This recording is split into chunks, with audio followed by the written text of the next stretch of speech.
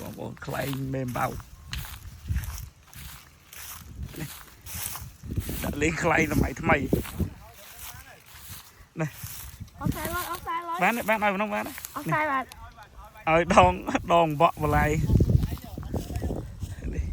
ខ្លែងមេបៅអស់ខ្សែបាទបល័យប៉ុណ្ណឹងបានហើយអូណាអស់ខ្សែហើយ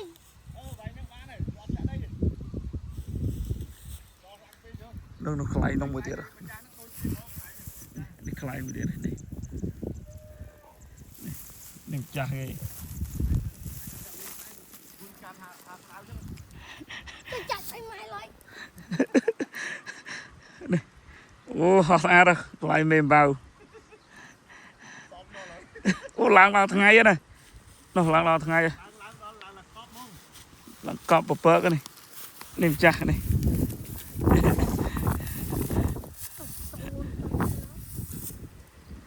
ចាក់ចូលរឿងសាក់ឡើយខាត់នេះនេះยิงទៅម៉ែឡើងដល់ថ្ងៃនេះចុយ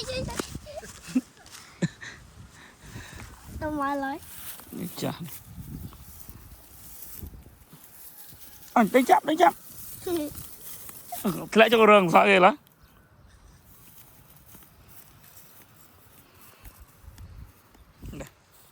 ខ្សែលុយខ្សែនឹងខ្លីដាក់ប៉ុណ្ណឹងបានទេដាក់វែងពេកដាក់ធ្លាក់ចូលរឿងសាក់ឡើយណាខ្លែងគេផុសខ្សែវែងហ្នឹងឯងតែយល់ហោនេះអត់លេច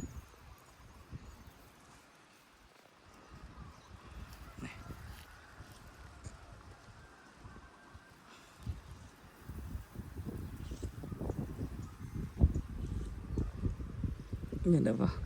ក្តៅអត់មកក្តៅអត់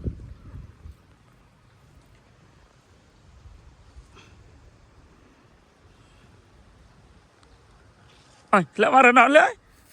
រត់នោះខ្លាំង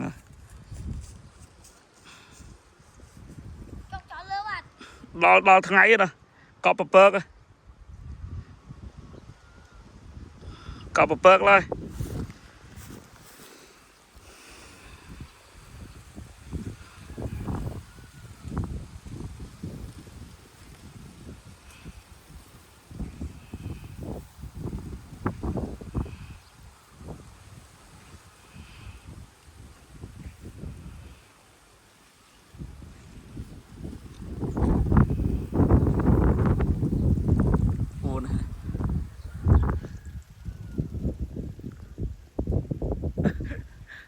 ខ្លាញ់ចម្លែកប្រែណា